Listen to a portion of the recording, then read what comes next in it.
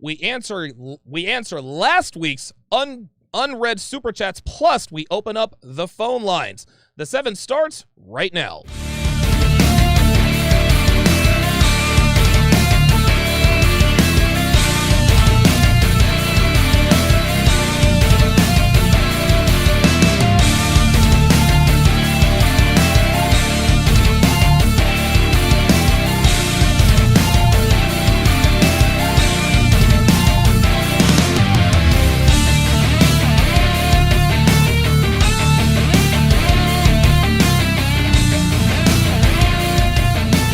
What's up, guys? It's your man, Donovan Sharpe, and welcome to the 3rd or 4th edition of The 7. I think it's the 3rd edition of Season 3 of The 7. It is good to have you guys in here. It is Sunday, January 17th of 2021. We are 3 days away from a very important day. I'm not going to say it out loud because I'm not trying to get... Anyway, let us go around and introduce tonight's esteemed panel. First up is the man that they're calling the white... Wait a minute, what was it? What do we call it? The black Tony Stark, but I beg to differ. I would call Tony Stark the white Hotep Jesus. He is Hotep Jesus. What's going on, man? What's up, man? How you feeling, man? Shout out to the people. Hotep Jesus is in the building. Good stuff, man. I was wondering when the bad guy voice was going to be out here. Next up, of course, is the man out there in Gotham City. He is Mr. Lucario, the only man on the panel with both a wife and a girlfriend. What's going on, dude? What's up, people? What's going on? I'm chilling, man. Good to be here. Shout out to the panel. Shout out to everybody watching. Yeah, let's get it. Let's make it happen. Okay, good stuff. Next up, 305 Till I Die, Myron, 5% body fat gains, a.k.a. Frank Castle. What's going on with you, man? Chilling, man. How are you guys doing? Glad to be here. We're doing real good. Doing real good. And finally, listen, I already said I don't really say West Side Till I Die. Who cares? He's a man out there, chill out there in Santa Monica, California /LA. He is Coach Greg Adams. What's going on, Coach? What's going on, man? Shout out to the Coach gang. Let's get it. All right. So if you guys have noticed, there is a 1 minute clock. There's a 1 minute countdown that is going to be on the screen. And the reason why I put it there is because I watch the show a lot. Like, I watch shows that I do, etc., whatever the case may be. I notice that I get a little bit long-winded, and I sort of hog the mic, as it were. I read in the comments somebody said, "Pass the ball, James Harden." So I said, okay, I'm gonna have to put a clock. I'm gonna have to put a clock on myself just to make sure I don't run off at the mouth. So when I put somebody on the screen for the very first time, it'll be a 1 minute clock. I think we can all get out whatever it is that we need to get out in a minute or less. There'll be an alarm at the end. You don't have to stop when the alarm goes off. Just understand that 1 minute is up. And then this is mainly for me. I'm just going to keep it all the way. I didn't think you hogged the mic too much. You didn't think so? No. I thought it was. I think you weren't even on the mic for 45, 50 minutes last time. Oh, yeah. That's true. That's very cool. Yeah, that's very, very true. I don't know. Maybe that wasn't for you to close the chat. Okay, I don't know. I thought you did a great job moderating. Okay. Yeah. All right. Cool. Yeah. All right. Well, I guess I appreciate it, man. Okay. So what we're gonna do tonight's show? Let me 1 second here because I gotta get this off of here. I was thinking about that. I'm like, damn, he do a better job moderating than I would. Oh, sure, man. Well, yeah, I've been it was doing tough. Well, listen, CJ, you did a very good job, sort of picking up on my cues. You're like, all right, Donovan put this. Yeah, in I the started chat, watching. So that's what we're gonna do. Yeah, that was. I had fantastic. to watch a lot of private chats going on. Yep. Yeah, listen, fantastic job. I'm glad that you were able to step in and do that. I actually figured out what the problem was right there at the end. Either way, the show survived. The show went on. Listen, obviously there are a lot of moving parts to being a moderator. I've got all the technology involved, but, the longer you do it, the more you kind of get used to it. So I'm not going to complain. It's all good. So what we're going to do tonight is we are going to answer the super chats that we did not answer from last time. We are also going to open up the quote-unquote phone line. So what I'm going to do, I'm going to put in the chat, this is going to be a StreamYard link, okay? I'm going to put it in the chat right now. If you guys want to copy and paste it, that is perfectly fine. This is, you come into this StreamYard link, okay? We'll be able to hear you, but we will not be able to see you. However, if your camera is off, I'm not going to put you on, because if you say something crazy, whatever the case may be, I need to know what my trolls look like. I will not put you on camera unless, of course, you say something crazy. And if you say something crazy, hold on, this right here is what it's going to look like. I will put you on camera, and I will put the troll alert. I'll put the troll alert thing on. You guys can see right now, I'm the one looking like a troll, obviously, because I'm the only one there. But like I said, we're going to keep everyone, we're going to keep your privacy, but I know a lot of you guys want to sort of pick our brains. This is kind of a free-flowing conversation. We'll answer the super chat questions if you want to get in, and it looks like we've already got a couple of guys. A couple of ground rules here that I'm going to go ahead and point out right here out of the gate. Do not mention, if you have a podcast, I do not want you talking about your podcast, okay? Don't come on here halfway sneak tip trying to talk about your podcast. Don't talk about, well, this is why people watch my show. No. If you do that, I'm going to ban the shit out of you, okay? Of course, I just demonetize it, but I'm going to, listen, this is supposed to be a free-flowing conversation. This is supposed to be a Q&A. Don't come on here sort of sneak tip advertising your podcast. If you want to advertise your podcast, I'm actually going to have a focus group dedicated to helping, up and coming content creators. You can do it then. This is not the time nor the place for that. I think we can all understand that. Okay, so members mode is now on. So anybody who is trolling in the chat, not going to be able to do it no more. Okay, so let's get to last week's super chats that we didn't get to. Let me pull up the window here. Where did it go? Well, I thought I had it. All right, well, let me actually pose a question. Let me pose a question to the panel here, and I want to start with Hotep on this one first. So, and I don't want to make this. I don't want to talk about the whole political thing, but you asked a very interesting question in the chat. And listen, there's no need for us to tiptoe around this. We know the things that we should say and the things that we shouldn't say. But a question you asked was a very good question. You said, hang on a second. You said, did the black? Oh, do you mind me reading this, Hotep? No, go ahead. Oh, okay. I just wanted to make sure. You asked, did the black male vote shift because, let's see, rump speaks to our masculinity. Expound on that a little bit and what that question actually meant, because I thought it was very interesting. Yeah, it was something I hadn't thought of, and I was listening to Jeff Charles. He had an interview on Fox Soul and arguing with Roland Martin and the rest of those guys, and one of the ladies, the panelists, brought it up, and I'm like, damn, I never thought about that. But I think, so to speak, he's that alpha. He exudes those alpha vibes that I don't really give a fuck what you think vibe, which right. is very masculine, And when we opened up the chat today, it was like that was the first thing that popped in my mind. I'm like, oh, if we needed a topic, like here's something good we can probably discuss. I'd love to see what people think about that question, but it's something I hadn't thought about.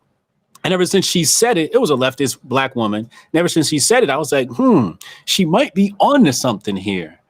That's a good question, though. Yeah, it just kind of had me thinking, Wow. Can I step in on that? Yeah, absolutely. Go ahead, man. Let me step in. Just you grew up in the 80s and 90s. Oh, go ahead. You got it. You grew up on 80s and 90s hip hop. I think we're gonna call him 45, DJT, whatever you need to call him. He was very prevalent in rap music. People celebrated him. He had the boxing matches at the Trump Plaza. He was when Mike Tyson had his big run, Donald J, we're going to call him DJT, was very prominent during those times hosting those fights. If you watch wrestling, he was involved in wrestling. He was involved in movies and Home Alone 2. So I think in terms of that value, he was already a presence for men of that age group. You were a Gen Xer. You grew up. I think he was always a present. And believe it or not, he was spoken about very positively in hip hop in the 80s and 90s. So if you take those men, I think people harken back to that 45, not the guy that the media was telling us about. Now, I also thought he had he's going to be one of the last masculine presidents, that we're going to have. We were lucky to have that type of masculine presence because you're never going to get that from politicians.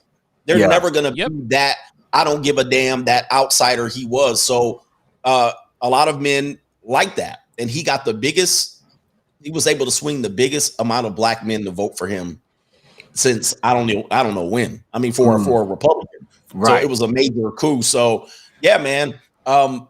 But the problem, I think, man, I don't know. We're not going to get into that. I'm not going to get into the politics. I'll leave that. I want to hear it, though. I want to hear it. Listen, if you can keep it as quote unquote clean as possible, I would like to hear it. Go ahead.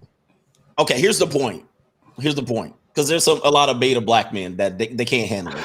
But I think it's absolutely ridiculous that a race of people with the numbers that we have automatically swings 90% of that vote to one political party. I think it's obscene. Yeah, I think it's retarded. That I mean, what else needs to be said? You can't find a race of people that you would say it's 90% to 10% all the time. And not only that, it got the other person in that 90%. Right. Had it not been for that late swoop and whatever you guys want to say, however it was done, had it not been for that 90%, that dedicated 95% of black women, we wouldn't be talking about another person inauguration, period. But I think it's obscene. I'm just saying that. Yeah, I agree. Listen, I'm not Mr. Conspiracy Theorist guy, but I will say this. It is hard for me to believe that a man who probably doesn't remember his own birthday got more votes than Barack Obama. Like, listen, man, Barack Obama was a movement. Everyone knew he was going to obliterate McCain. Dude, most votes in U.S. history. You mean to tell me that guy? And listen, I believe JB is a good man. JB reminds me a lot of Jimmy Carter. Very good man, terrible president, right? You can't be a good man and be a good president. They just don't go hand in hand. Listen, we all love Barack Obama, but guess what? He had to step on a few toes on his way to the White House. Listen, when you have a guy like Rahm Emanuel in your corner, you know some heads are going to roll. Look, this is just part of the business. Right. This is not an attack on his character. Every man who becomes president has to do some moralistically questionable things, has decisions to make. I don't think that JB had the capacity for that. And getting more votes than 44? I don't know. I'm not saying. I'm just saying. That's what more needs to be said on that. Yeah, listen, real talk. I think what I look at it is, see, I go the opposite direction. I don't actually think Trump is that masculine, to tell you the truth.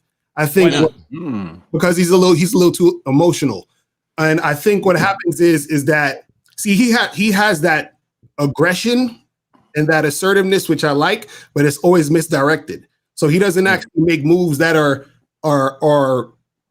gonna benefit him in real time, in real life. It's just I'm going how I feel. So he just says what he feels. You understand what I'm saying? I agree. I agree, Lucario, but I disagree. Donald Trump, I don't know. I'm not sure about the whole feels thing. He is the very first president who ever clapped back at the media. That's number one. Number two, I agree with Hotep. He's the first unapologetically masculine president. Listen, Donald Trump has emotions. Being masculine doesn't mean always being stoic. No, sometimes, but he's not calculated. That's my point. You said he's what? He's not calculated with his. What makes you think? Hold on. What makes you think he's not calculated? The guy pulled off the greatest upset in political history. No, I'm saying he's not calculated because what he's doing is he does things for the moment, but he doesn't do things for the long term, which is why he's not president now. If you give me an example. So for example, like back in the day when I think it was like the KKK or whatever was trying to promote him, and he was like, "Look, I don't got nothing to do with them." Right now, he was saying that strictly because he knew saying that was the thing that was going to get him to the next step. Then when he got to the situation where they're like, are you going to denounce the Proud Boys or whatever? He's like, look, I'm not going to, he didn't denounce them because he was like, look, I don't want to ruin my base. Now, what it is that he's calculated in the moment, but he doesn't think long term, which is why he hasn't stretched his situation for the long term. Because what it is even though you're thinking calculated in the moment, you have to also think, how is this going to affect me long term? So in his presidency, he was doing things that didn't create a situation where, this is the thing. How do you connect that to masculinity? No, I don't understand that. Yeah. What I'm saying is that when you're masculine, you're not doing things just at the moment. No, you're good. Because of your feelings. You're saying, even though I may feel like this or I feel like I want to say this, what is this going to do for the long term or the long run or my entire situation? That's all I'm saying. Listen, I'll tell you what it is.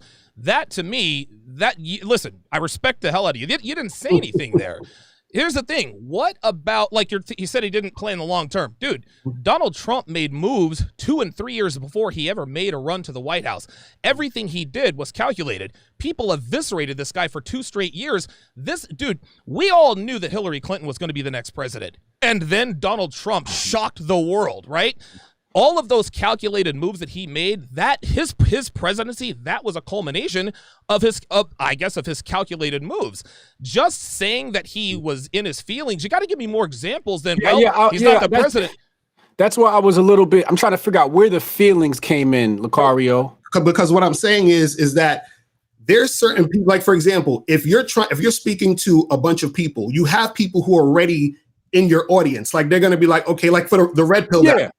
They're like, oh, I agree with what you're saying. Then there's people who don't agree with what you're saying. You don't got to impress the people that agree with what you're saying. You have to know how to get the people that don't agree with what you're saying to agree with what you're saying. And so what I'm saying is that by him being emotional and just saying things just because he wanted to. Where is the example of the emotionalism is what I'm trying to grab onto from your argument. For example, he's saying things that he doesn't know really anything about. So he's like, what? Like, for example, the COVID stuff, he's like, here, drink this bleach and that's going to make things happen. Or he'd say things that weren't actually factual. He was just talking about stuff. That's a very dicey situation because even the vaccines have bleach in them. So there is some sort of... Right, but I'm just saying that... actuality to what he's saying. He might not be able to articulate it well, but like when he said use UV rays, they were combating... Yeah, that's his problem. Maybe he doesn't articulate well, but articulate it well. That's what I'm saying. Right. So that was to masculinity. Well, wait a minute. Let's listen. When we're talking about articulated well, George W. Bush, not a very good speaking president. That dude served 2 terms. He served 2 terms. So if we're gonna make it if we're gonna make it an issue of, well, he didn't articulate his points, well, you know what? Was Donald Trump kind of a bungling idiot sometimes? Yeah, he kind of was. But guess what? He was. Listen. Barack Obama he's the best speaking president of 20 freaking generations. But I would disagree with that. Oh, you would? I would disagree with that. You know why? Because Barack Obama had the media. If you actually listen to some of his speeches, he ums and uhs. He's all over the place. Yeah. But his point to Lucario's point and your point, Donovan, the reason why Trump sounded not articulate is because the media put out clips of him not being articulate. If they put out, you know what I mean? If they would have put out some of Obama stuff that was inarticulate, I mean, anybody, just take anybody. Sure. If you take the sound clip, you can look at my videos and chop it up and say, look at this fool, right? You know what I mean? And you can look at it and say, this dude's a bumbling idiot. And I think they did that successfully with Trump. So, and they really did a good job of hiding the flaws of Barack Obama. He didn't do that with Trump. So that's why we got what we got. Right. So I'm trying to like grab onto the emotionalism of Trump, right? From Lucario's argument. And I'm like 10% there with you, Lucario. Like I'm seeing like, okay, maybe there was some emotional reactions, let's say maybe in the first debate with Joe Biden, right? Like there was definitely some examples where Trump was not calculating at all and maybe he was responding out of emotionalism, you know? But the most part of his presidential campaign, I see a man who's been very relaxed, especially like in a meeting with Nancy Pelosi, where she's standing up and she's going off on him, and he's just sitting there like cool as a cucumber, you know. So and listen, Hotep, check this out. I would disagree with you on the first debate with Joe Biden. Donald Trump wasn't emotional at all. There was that whole debate. No, calculating. No, he wasn't very calculating. He was all over the place that first debate. I think listen. Hold on. I think that was the plan. I think Donald Trump wanted to go in there and muddy the waters. He's interrupting Chris Wallace. Joe Biden couldn't get in 2 words edgewise. I think that was probably the plan. Now, it was a bad plan, but yes. Right. Now, when they asked him about the Proud Boys, he absolutely fumbled that. But he was going to. Yeah, he was going to lose this election one way or the other. If we're going to be Mr., if I'm Mr. Black Helicopter Guy, conspiracy theory, I'm going to keep it real with you. If I had the power to swing the vote either way, just snap my president and one person wins, the other loses, it probably would have turned out the way it really turned out. Because had DJT won that election, dude, this country might have gone up in smoke. And I'm not kidding. Yeah, I think we had people on Ready Fox. So listen, the powers that be probably said, look, man, check this out. Listen, we don't want real talk. It would have been over with. They said, listen, if DJT pulls us out, there's going to be hell to pay. So let's flip the lever, get him up out of there, send him off in disgrace, and we can continue doing whatever it is that we have to do. Lucario, I have one more question. Won after all of that. He literally almost won even against all those odds. So but I agree with you. Had he won, I was thinking of that the other night. I was like, you know what? Him not winning actually is the best scenario because it would have been up in smoke. I'm telling you, man. I'm telling you. Every city would have been in flames. Lucario, I got one more question for you. Right. Who is the most masculine president or more masculine than Trump? I don't think you can be a president and be masculine. You understand? Because there's certain checks and balances where you can't do certain things. You understand? You can't do certain things the way you need to do it. And I think that the problem with Trump is that, and this is what I see all the time, is that when you're the type of person who consistently doesn't have substance, this is the outcome. That's what I'm saying. Where he didn't. But that's an opinion, Lucario. That's an opinion, right? You say, hold on. You said he doesn't have substance. Let him finish, Donovan. No. And the reason why I say he doesn't have substance. So for example, you ask him a question. So President Trump, what's your thoughts on this? Oh, it's amazing. We Fake news. It's amazing. I'm the most amazing guy. He hasn't said anything. He was like 5 minutes. He said nothing. That's what I'm saying. So I'll concede. Listen, I'll concede. But I think that's tactful of him though, because the media is asking like bad. They ask some really poor questions. He's like, so you're gonna ask a poor question? I'll give you a poor response. Like, I think that's him being calculating. The coronavirus is fake news. Right.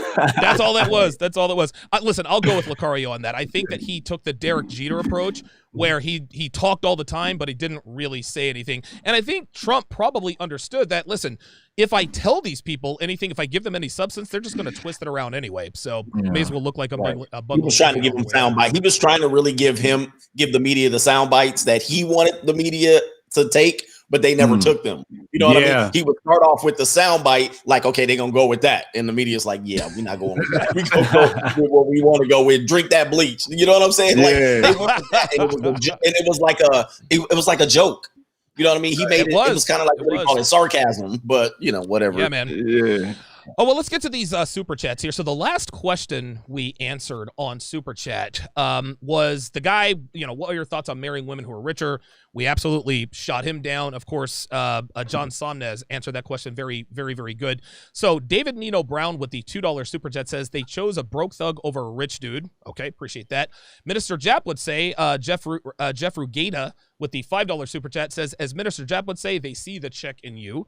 Red Pill Mike with the $100 super chat last week says, quote, money with ignorance equals spiritually bankrupt. Money is an attractor, but game is the lock to the chain. The kind of woman that you have access to when you have money will likely be turned off when they detect weakness and you are in her rotation instead. Wow. Corrado with the 5 British pounds says, shout out to Coach for guidance, Donovan for in-depth game, Kevin for entertainment, and Jap for the truth. Y'all are creating supermen. Salute. Maraski B, $20 says, shout out to the Coach gang. Rich dudes with no game equals alpha simp. O-Town from Orange County says, shout out to the 7. Yeah, that was actually pretty good. Man. Just a few more here. Jabrizi Magic, $50 super chat says, money doesn't grant you access to women. I've been through every stage of women, had them broke, and have them now that I'm rich. At the end of the day, it's leadership and purpose. The man gives the woman. A lot of people can't give people purpose. Let me stop right there because I think this is a very interesting concept. And I'm going to get you guys' thoughts on this. A lot of women in particular like to say, I'm a queen, and I don't need a king to become a queen. My assertion is this: As far as that, as far as that self-love is concerned, self-love is the same thing as being a queen without a king. I don't believe that women are capable of self-love. We are seeing proof of it all the time, every day. A woman cannot love herself unless a man loves her first. That's the only way she sees herself as worthy. Just like a queen can't become a queen without a king. A king appoints a queen. So this whole self-love thing that women have been trying, particularly black women, self-love, what they're trying to do is they're trying to circumvent their wanting of approval for men. But because men are not approving of them, well, I don't need a man's love to love myself. I'm calling bullshit. Hotep, I'm going to start with you. What are your thoughts on that? What's the question? The question is are women capable of self-love? My assertion is that the answer Are is women no. capable of self-love? Yes. Damn. Well, that's deep, right? That's deep. A disciplined woman is. Okay. Right? I think a woman with a father can understand self-love because a woman needs discipline, and usually the one who displays discipline, and of course mothers can display discipline too, but sure, things that have to do with self-development require discipline. So the problem is a lot of women lack discipline. A lot of people, period, lack discipline. I think a disciplined woman can learn to cultivate the habits that create self-love. But when we look at how materialistic women are, how caught up in the physical realm women are, they're so vain. You look at the Instagram accounts and it's just selfie. It's like, is there more to you than your physical body, right? When your happiness comes from the likes, the comments, and the retweets, you are incapable of self-love. Right. The women that have the ability to self-love, you'll find more like the nature pictures on her timeline and more of her work, right? Because there's a lot of girls that, do the thirst trapping, but they also paint and have other things to contribute to the greater society and the arts or, the industry or whatever. But can women self-love? For the most part, no. They always seem to need somebody to co-sign them. They need that mirror, they need that makeup, they need a boob job, they always need something. So I'm gonna go with no. How about this, Hotep? You make a good point. They need a mirror, they need a makeup, they need a boob job. How about a husband? Right?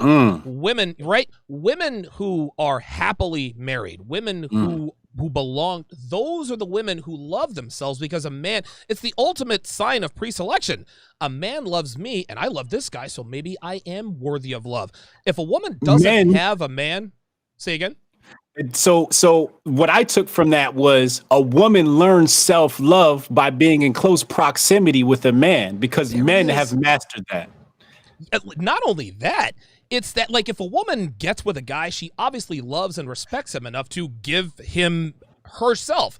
Yeah. If he's worthy in her eyes, and if he's with her, she can only assume that he feels the same way about her, right? Assuming that he feels the same way about her as dictated by his actions, now I can love myself, because waiting to exhale, like, they didn't call, like, Terry McMillan didn't call it that book. She called it that for a reason. Yeah. Exhale. I love myself because I know a man loves me, so I can now let me exhale. That's what that I think it's deeper than that, though, Donovan. I really feel like the point you made, like I was talking about having a father, then you said having a husband, which I hadn't thought about. I really think it's women being in close proximity and watching how men move and being in awe on how we deal with strife and problems and all of the tribulations of life, to which they start to adapt those habits and the mentality, because it started having me thinking about my woman. And I'm like, she's different from being around me. Like, I've completely changed her without speaking, just being me and being a better version of me.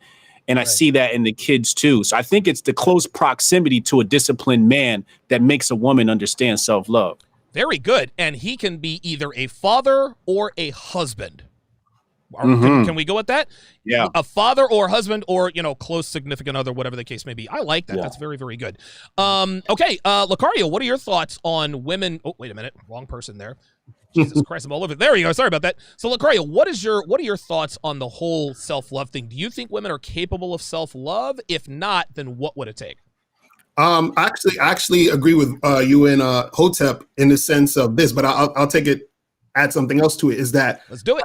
I think what it is this: like a woman could have self-love, but it has to be in relation to her also loving a man and respecting men. And see vice versa was what happens too, because for men, generally we're taught to, love women, do things for women, open the doors, give her flowers, treat her right, all that. Right. We're taught from that from the beginning. Women are taught, get a guy to do stuff for you, and that's it. Like that, full stop for a lot of women. So what happens is that they get with men, and it's kind of like, you're just here to be here for me, and I don't have to do anything for you. And then so therefore, because of that dynamic, what happens is that she's not going to have that self-love, because in order to have that self-love, you have to actually recognize that you and everybody else, I don't want to get too deep, but in the universe is a reflection of you.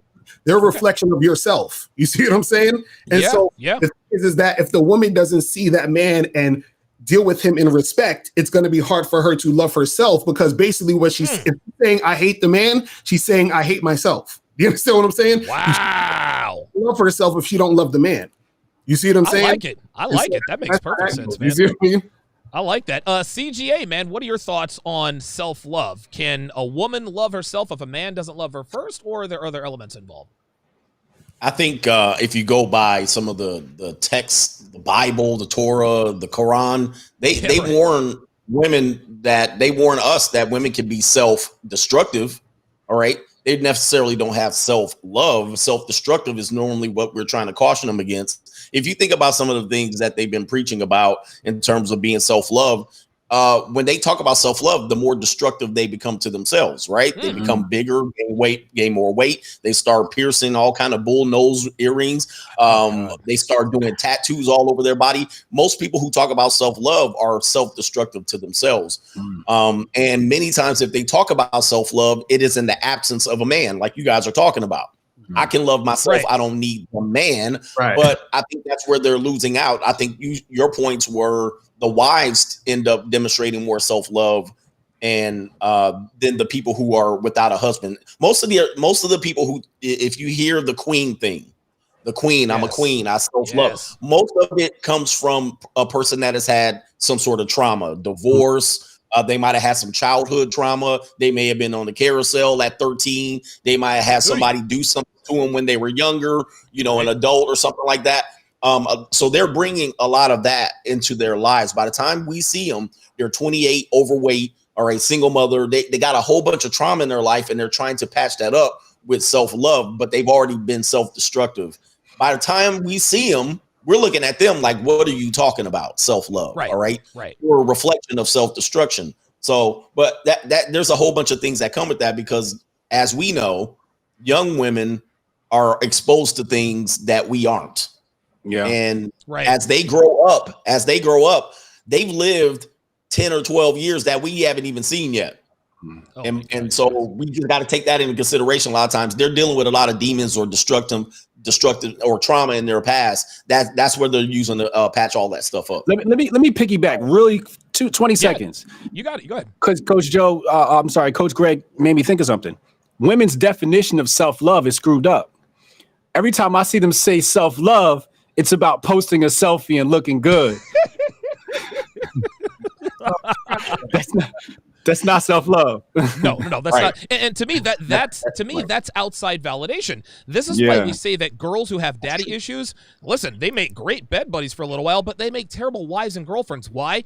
Because they're always seeking that outside male validation. Yeah. Why? Because they didn't have that fatherly love, right? When a father, there's no man will ever love a woman more than her father loved her. Just like on the other side, no woman will ever love a man like his mother loved him. Here's the difference. A woman is supposed to seek out fatherly love in a man. A man is not supposed to be a mama's boy. A man needs to understand that, hey, look, ain't nobody gonna love you like your mama loved you. But girls, innately understand, listen, I need to look for someone who's like my father. Guess what? If dad was in and out of prison her whole life, or if dad did something very terrible to her when she was younger, she's going to be shooting in the dark in all kinds of places. Next thing you know, she's got a body count into the 300s.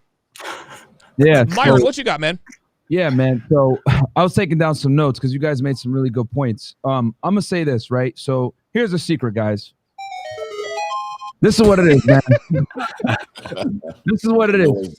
Women 1,000% need male approval for them to feel good. And the reason why is because especially if she doesn't have a father in her life, she's going to be seeking that male approval. Just like you were saying, Donovan, whether, if her father treated her well, she's going to look for a guy that emulates that. And or her father treated her terrible or he wasn't even there, she's going to look for that. So a woman's value is 100% determined by the market. What is the market? The market is men. Whether they want to accept it or not, it is men. So the thing is, I always say this, men, we live in a fact-based reality. If men, we're judged by what we create, what we bring to the world, right? So men learn very early on, if they're a loser, there's going to be consequences to that. They're not going to get sexual access to women. They're going to be made fun of by society. There's going to be ostracized, whatever. There's consequences for failure as a man. Women, I always say, live in a take me as I am bizarro world where they're never held accountable for their poor actions and or behaviors, right? So a woman, right, can get fat, be bitchy, be rude, whatever it may be, and she's still going to get attention or validation to some extent from men. However, this is fleeting because the thing is that they're getting the wrong attention. They're getting the sexual attention. They're getting the attention where the guy's just going to smash and pass, whatever. And a lot of women make the egregious mistake of conflating that sexual attraction for a guy that actually likes them, that may want to commit to them. Next thing you know, she does that for the next, during her 20s, whatever it is. She's chasing a career, which I always say women don't get the same benefit and pleasure from being successful like men do because they're not built to create like we are. They're built to create and raise children, not to build empires. They don't derive the same satisfaction. That's why if you look at the numbers, the least happy category of human being in the United States is a woman in her 40s earning over $100,000 a year, childless. Why? Because they're not built for success like men are. You know what I'm saying? So with that said, what ends up happening? They give away their best years. We always talk about the CC here. Then next thing you know, they're calling it the Kevin Samuel show. Hey, am I still entitled to a high value man? No, you're because the thing is that guys that you were dealing with before, you know what I'm saying? They're gone now. Like once a guy becomes, he ain't gonna look back at like the chicks that like curved him or whatever it may be. He's gonna try to get the young hot girls. You know what I mean? So since women since women live in a bizarro world, they don't realize the cold, harsh realities of life until they get older and they no longer are able to elicit the same attention and resources from men they used to. I always say this. A woman wakes up and realizes she's hit the wall when she goes to the club or the bar and she's got to buy her own fucking drinks. That's when she realizes, it's a wrap. You know what I'm saying? Next thing you know, she gets drunk on that wine that she paid for herself or that box wine, that piece of shit where you got to slap it, whatever. She goes and calls Kevin's show. Am I still entitled to a high value guy? And then he tells them, no, you're average at best. And it's like a shocker to them. Because like I said, like women get their asses kissed throughout their entire life, man. Think about it. Where else can you be fat, obnoxious, rude, whatever it may be, and people are going to sit there and tell you, oh, love your curves, baby. You're fine the way you are. They got to accept your flaws. That's not the real world. You know what I mean? Like men know this from the age. If you're a loser, you're fat, whatever, your friends are going to clown you. You're not going to get laid. They're like, man, I better change. Whoa, man, I better go to the gym. I better learn some game, whatever. Women, no, they're not going to learn that until they're in their 40s and it's too late, man. So women 100% need to get validation from men to be able to assert their value, man. That's just the reality. And I'm Muslim, guys. You know how I feel about this. If you leave women to their own devices, they will self-destruct. My dad went to crazy ends to make sure that my sister didn't do stupid stuff. You know what I'm saying? Because he knew that if you leave a woman to her own, she's gonna make decisions that are gonna put her in a bad position where she's gonna ruin her chastity, which inevitably is going to ruin her value. And whether women want to admit it or not, hey, baby girl, no one cares that you make 6 figures. Where your value comes from is, are you feminine? Are you attractive? Are you in shape? And your virtue. That's what guys care I'll about. actually say this to you. Listen, I'll actually say this, Myron, too, because I had a video flagged on TikTok for the phrase, religions and kingdoms of the past understood that women were self-destructive by nature. This is why their authority was limited, because they knew that if they give women any kind of authority without any responsibility, we get 2021. This is kind of how it is. I'm going to go to the phone lines to see if we can hear him. Xavier J, are you on the line? Can you hear us? Okay, he can't hear me. So that was an abject disaster. Okay, guys, we're gonna have to try that again some other kind of way. I'm gonna have to get Kevin Samuels to school me on that. Let me read another one of these super chats. Donovan, I can fire up the phone lines if you want me to. No, we're not going to do the Blog Talk thing. I'm going to have to figure out a way because Blog Talk Radio it's at this point it's antiquated and people can still get on and talk crazy, and I'm not trying to give those people that kind of platform. If I can do it the way I just need to get Kevin to give me a crash course, and then we'll be fine on that. Let's see. Neo God 29 says, "Great to see the coach joining the 7." Looks like the audience said that they could hear him, but we couldn't. So I'm gonna have to do some experimentation and playing around instead of messing with it for 5 minutes. We'll figure it out. Joe Ochoa with the $100 super chat says, "Men always want to make excuses for not being successful." I totally agree with that. Trippy Octane $10 says, "So glad Coach is on the 7. I found the RP from Coach, and all of you have been insightful. Thanks for what you do." Brown Hornet 1975, haven't seen you in a while. $20 says, "Salute to Donovan Sharpe and this all-star panel." Colion Noir with the $100 super chat says, "Great show." Kevin is right. There's always someone with more money. Money is just a tool to live how you want to live. And that of course was the last one that came in. Let me ask you guys about the super chat that I just read. I'm going to start with Lucario on this one because Lucario, you're very I can't believe it. Okay, there we go. You're very good at holding men accountable for complaining about the sexual marketplace. Why do you think guys are always making excuses in terms of why they're not successful with women? Why don't they just bear down, knuckle down, and do what they have to do?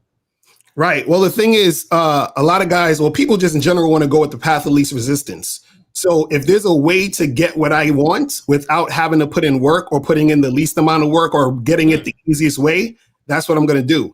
And what people don't understand is whether it's dating, whether it's losing weight, whether it's making money, whether it's being successful in business, it takes hard work. All of it takes hard work. But what happens is that when you're trying to look for shortcuts, that's when you realize that you're not really getting anywhere. So a lot of times when it comes to men dealing with women, they're trying to find the shortcut of, maybe if I have money, then I can get women. Or maybe if I have the status, I can get women. Maybe if I have this certain type of look or whatever, it'll be easier. Now, in those situations, you can get women in a certain context. But the thing is that there's always a balance that goes with that. So, for example, if you just get women just because of money, let's say, for example, you got a lot of money, so therefore you're going to have to trick. Therefore, you're not going to really have a woman who takes you seriously if you actually meet a woman you like. You're going to have women who's going to use you for those resources and just take you to the curb when another guy comes on. So, yeah, you can get women, but you can only get women in a certain context. And so the thing is, when I always preach game, when you have game overall, you become a man who knows how to get a woman in any context, whether you have money or not, whether you have status or not, whether you have looks or not, whatever it is. You see what I mean? So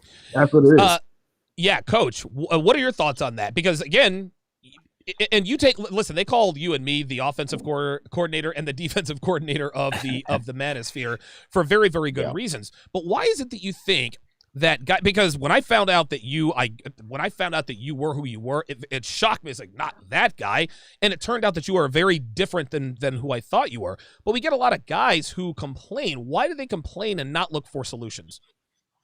I think, it's a combination of what Lucario's talking about. What I do on my show is try to put women in a proper perspective because I think men do need to correct themselves. We don't focus on that too much, although I talk about the free agent lifestyle. I think we need to put them there so men can focus on themselves. I think what happens is they don't put women, they think women are a piece of the puzzle, but I just think they're a byproduct of what you create. Right. So what he's saying is correct. They use shortcuts because they're distracted by women. And it's, I mean, listen, we're all men. That's fact. We're all men. We're always going to be distracted by women. But I think if I take women from the pedestal and put them down and I tell you guys, all right, build your life, go live your life, go travel, go do all of these other stuff. And then as a result, a byproduct of that, doing that will be women. But if men are distracted by women, they're they're going to do the shortcut thing and not work on themselves. So I think most of the time, like I said, we will always have disagreements because people will hear a little bit portions of the show and they're like, oh, he's just this and that. But I think we're all speaking the same language. I agree with Lucario. Men look for shortcuts, and I try to use a different strategy and say, well, just take the woman out of the equation. I mean, you can. Lucario would say, let's just add game to it. And I agree with that too. If you don't know how to talk and manage, forget it. You can get money and you're going to mess it up. You can get status and you're going to mess it up. It means nothing. I think game is very important, being able to talk. Right. Listen, wow, real talk. Go ahead. Who had something? No, I was just gonna say I agree with what Coach Greg Adams as far as like taking the women out of the equation. Because, for example, when me and Steve do our show, we always say, "Look, the game ain't about women." You know what I'm saying? Yes, that's right. Right. Trying to get guys to understand that, you gotta be about you. You understand? And I think that's the biggest issue, is that guys are like, "Hey, give me this thing that's gonna make me get this woman," and I'm like, "Bro." Right. Do your thing, and then what's going to happen is that as you're doing your thing, you're going to be the type of guy who becomes more attractive. And so when you start talking to women and interacting with women, that's when they're going to want to fuck with you. Or I don't want to crush you. Hey, listen. Shout out to Steve the Dean Williams. This dude, regardless of what has or hasn't happened, as Drew Brees has now been picked off again, and it looks like the Buccaneers are going to the NFC title game. Holy shit, he won that divorce. He always says the game is not about women. He's 100% right. It's about the man. If you handle what do we always tell guys? Not even relating to women. If you take care of X, Y, and Z, things tend to happen pretty regularly for you. The harder I work, the luckier I get. I think it's in that same vein. Hotep, go ahead. No, you wanted to run to Hotep. Yeah. No. No, okay, go ahead, Myron, go ahead. All right, go ahead. Yeah. Okay. No, what I was going to say was, I guess a lot of guys, I agree with the guys on the panel that the mistake that guys make is they think they need to become high value for girls. And what I always say is, no, you don't become high value for girls. You become high value so you don't tolerate the bullshit that comes with dealing with girls. You know what I'm saying? There you go. Yeah. Because here's the thing. Once you're not tolerant of BS from women, you instantly become more attractive and put yourself into a certain category that most men will never, ever see in their life. And the thing is that most guys do everything for the express pleasure of women. No, you got to do everything for yourself, and then the ladies are kind of a byproduct of that. Like, you know what I'm saying? They're like the side order of your main course. And that the thing is that most guys want to make women the main course. And when you make women the main course, you're gonna take an L, bro. Like every single time, because I always say it: women are fundamentally incapable of leading you within the confinements of a relationship. So knowing that, she's always got to be a side piece to you. And you got to be the leader, and she's got to feel lucky to have you. It doesn't work the other way around. The reason why so many guys are sexually frustrated today, though, is because women's standards have went up. Why is that? Why have female standards went up? Well, thanks to internet, social media, Instagram, constant validation from men on the internet, whatever it may be. Women have an inflated sense of self-worth. We all know that. Blah, blah, blah. But instead of fucking crying about it, what are we going to do? The only way you're going to circumvent that is you're going to have to kind of play the game that you're dealt. And the game that you're going to have to play as a guy is you're going to have to play at work volume. You're going to have to become higher value. And then you're going to have what I always say, an expendable commodity mentality when you deal with women. The reality is this: women treat men as expendable commodities, whether they want to admit it or not. They do. When they flake on you, they leave you on scene. They don't, you're barely getting matches on Tinder. Most chicks don't see like 90% of men. So I tell guys, you need to adopt the same mindset. The problem is that a lot of guys date like it's still 1950 and they want to apply chivalry in a dating marketplace where you're going to get punished for doing that. You know what I'm saying? Because the thing is that women aren't necessarily ladies anymore. So you got to pick and choose which ladies. Basically, you give them what they want. They want equality? Cool. You're going to get this equality until you prove to me otherwise that you don't, you know what I'm saying? You're not one of these. Because most of them are. So chivalry now is it's a privilege right now, nowadays. You only give it to girls that are worthy of it. You don't give it up front, because if you give it up front, chicks are going to think you're a mark. They're going to use you, blah, blah, blah. And that's the problem, because a lot of guys use old world game for new world women, and that's not going to work. You're going to take an L. So my biggest thing is, don't become successful for women, man. You're going to be frustrated doing that. You become successful for you so that you don't tolerate the bullshit that's inevitably going to come when you deal with women. I think it's safe to say that Myron Gaines is now awake. He wasn't before. He was a little quiet, but I think he's fully awake. He's probably going to stay up till about 7 o'clock the next morning. Hotep, what do you have on this? Chapter 7 from my book, Unbreakable Rules of Masculinity. It says, If there is one rule you should follow, it is this one. Few things will attract a woman more than you being focused on you. It says simps fall in love and make their whole life about the woman. That's a turnoff. She will run all over you, leave you, or worse, cheat. Hotep Jesus says, if you're thinking about her, it means you ain't busy. Get busy. Oh, shit. I like that. He said, Hotep Jesus says, oh, dude, that is awesome. That is the quote of the night. Let's knock out these super chats and get this going here. Oh, wow. Alexandru Grigor, 5 British pounds. I appreciate that. GT Wholesale 1 says, Hotep Jesus, your mind is strong. I hope you are in the next Marvel movie. They need your help. That's fascinating. Everyday Valet, $2 says, Teddy Roosevelt was a beast and a hero. I agree with that. Red Pill Mike with the $100 super chat says, we live in a world where journalists are hired by high-powered media organizations and told exactly what and how to report, or they will never have a career in journalism, and when faced with this dilemma, feel they have no choice but to report the narrative pushed. Real talk. GT Wholesale 1, another $10 super chat says, my idea of cool is Allen Iverson / Tupac. What a dose of 70. What does a 70-year-old cool white guy look like? I didn't know until DT. If you don't know, now we know. Okay, all right. Yeah, again, DJT gave white guy, hey, listen, you can be 70 and actually kind of be cool. Brandon Hurst, $5 says self-respect is greater than self-love. Very good. I don't think you can have self-love without self-respect. Then we have another, this is our last super chat. GT Wholesale with another $50 super chat says, my ex in court testified my husband said I'm 45 overweight with a bad knee. He said, I do not need 1,000 high heels. My high heels days are over. Jordan is not still buying basketballs. I have the transcript. Wow. So I guess he woke up. Danny Arnold wants to know, what book is that? Hotep, tell him what book that was. That is a book written by yours truly called The Unbreakable Rules of Masculinity. I like You can download that at bryansharpe.co, BRYANSHARPE, or you can get it on Amazon. I prefer you get the digital version because I get paid more. Okay. But if you want the physical, keep it real. But if you want the physical version, it's on Amazon. Just type in Bryan Sharpe. Both of my books come up. BRYANSHARPE. Very and good. And Rollo Tomasi designed the cover. Oh, yes. That's right. He did, didn't he? Yeah. That actually so that hasn't been out that long, right? No, maybe about a year. Okay, yeah, because Rollo Tomasi's very talented, digital artist.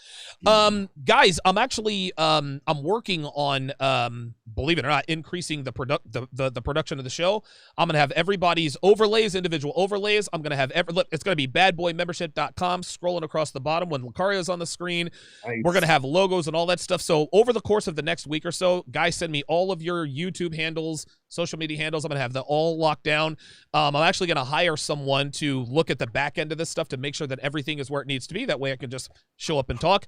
Guys, listen, man, this was a great show. I think we had a good discussion. I like when we have disagreements on the panel, man. I think it makes for a good, lively discussion. Yeah. Listen, we all and we're all very respectful of one another. Okay, yeah. Listen, we get a little bit fired up. That's a good thing. I think that it's good to be passionate about your stance. So let us go around the panel. Tell the people where to find you. Let's start with, Lucario. What you got, man?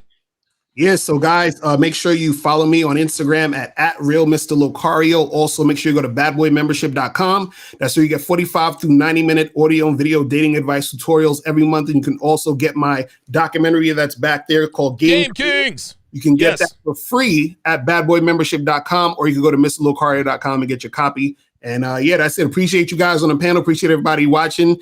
And man, that's it. Listen, I'm gonna be on the screen. Game Kings is free. Y'all need to get your hands on that. Hotep, what's up? I am Hotep Jesus, the humble.